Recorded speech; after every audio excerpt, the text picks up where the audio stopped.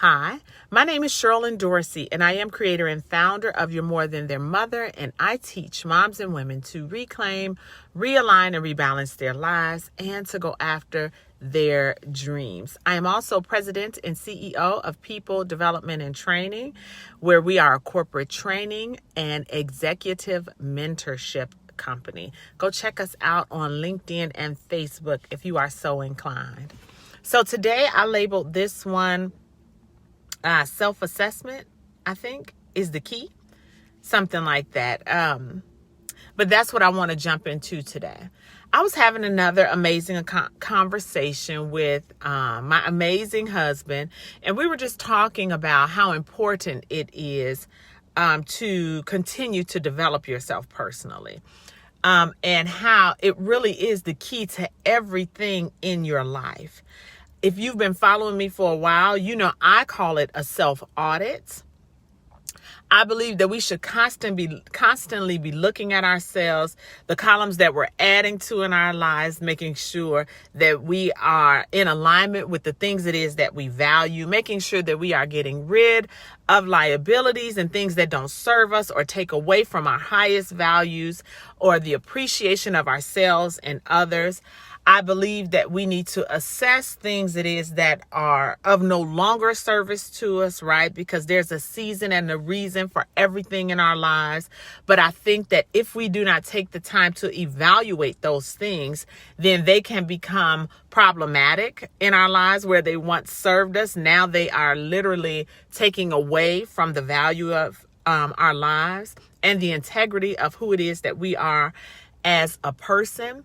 But I think that the only way that we'll know how to do those things and to do it most effectively for our lives is if we are in constant check of ourselves. If we are in constant check of our emotional states, right? Of our mental state, of our financial state, of our personal state, right? We have to be able to look at ourselves and say, I need to be better at this.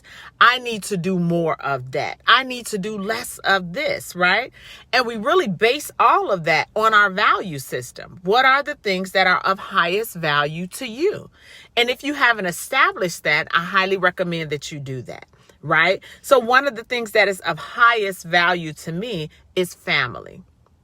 My family is very important to me, and I mean all extensions of my family. Of course, from my children and my husband, but to my parents and my extended family, cousins and aunts and uncles and things like that.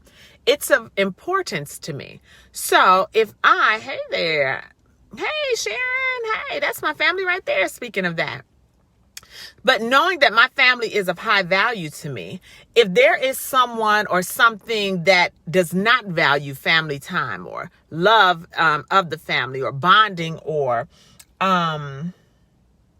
personal time with family, right? And if they can't understand that, then I need to question and say, is it best that I maintain relationship with this person in a certain way or at all? Because if they don't value what it is that I value, then it's probably that we're a mismatch, right? It's kind of like I hear all the time people say, you know, when you get married, before you get ready to get married, as it relates to women, in this case, watch how a person treats their mom, right? Watch how a person treats their mom, then that's how they will treat you in many instances. Now, listen, I am very clear that there are no panaceas. So there's not one way or one answer to everything. But there is a such thing as patterns, right? That you can see that shows you or that are indicators that says, you know what, it's likely that this will turn out that way. And if you are, hey family, I see you say, hey Sherilyn, hey there. If you see that there's a certain pattern in the way that people are behaving, and that is not in congruence with your value, then perhaps you shouldn't be aligned with that person. Perhaps you shouldn't be associated with that person. Perhaps you shouldn't deal with them at all. That's for you to know, right? And for you to assess. But that's a part of you working on you. The reality is, you all, we can't ask other people to be different in order for us to be who we say we want to be. So we can't ask that person values family in order for us to be around people who value family. it is up to us to have the courage to be discerning enough to say, that's not a person who I want to be in alignment with, because our values are not aligned. Right? And that's something that I want in my life. And I know that if I'm attached to people who are not wanting that same thing, it's more likely that I won't do what's necessary in order to maintain the relationships at the level that I want. Right? So that's just a super simple example, but I hope you get what it is that I'm talking about. In working, let me tell you one of the benefits of working on yourself harder than you work on anything else. One of the main benefits of that is the byproduct of the improvement of how you show up in your life and with other people. So when I work harder on me, I'm a better mom, I'm a better wife, I'm a better business owner / CEO, right? I'm better for those reasons, not just working on being a better wife because I'm more than his wife, right? Not just working on being a better mom because I'm more than their mother, right? But I am me before I'm all of those things. So if I can work harder on me being a better person based on the values that I hold and have, the byproduct is that I'm going to be a better mother. The byproduct is that I'm going to be a better citizen of the world because I am contributing the best of who I am to whatever faction it is that I am involved in, right? Be it philanthropy, be it motherhood, right? Be it wifehood or ship or whatever it is that it's called, right? Whatever relationship it is that I am going about facilitating, I am going to see noted improvement in it because I am working on me and the values it is that I hold. I see you, Sharon. You said absolutely. You get it. It's so right. You absolutely get where I'm coming from. And I think it's lost on so many people because they feel like they have to change the world and the things around them, right? They think that they have to change their spouse or change their kid or change their friend. When in reality, it's you that needs to change because you can't ask other people to be different in order for you to be who you say you are. People say all the time, oh, I'm nice, or I'm sweet, or I'm ambitious, right? But when it gets hard or when someone is mean, then you're not nice. Then you're not sweet.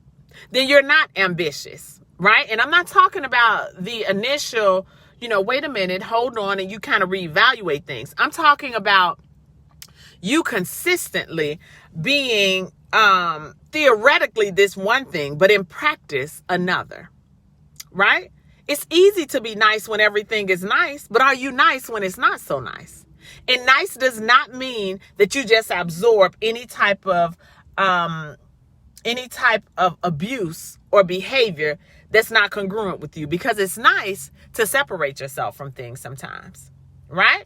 It's nice it's nice to assert yourself sometimes about what it is that you won't stand for, right? It's nice because it lets people know where you stand. But it's important that you realize that something else doesn't have to be different in order for you to be who you say you want to be. Not only does it not have to be that way, it's illogical to think that it will, because that's not the way this world functions, right? So let me just end with saying it again. Self-reflection, or let me use the word that I say, and actually I'm going to go back in and edit or update this title because the term I use all the time is called self-audits. You have to perform a self-audit routinely, oftentimes, many times throughout the day, because people and things will try your life. And we will go back to default settings where we lash out, where we just absorb bad behavior. And we think we do it based on these old concepts or negative self-chatter it is that we have in our head. But because we're working on ourselves, we don't do that anymore. We've made a new decision about our lives, and we're not holding anybody else accountable to not or do anything. We're holding ourselves accountable to be in congruence with who it is that we said we want to be, because we hold our own power, right? All right. So I hope that helps you. Do me a favor and make sure you hit the share button on this video and invite somebody to join us over here. We have a good time.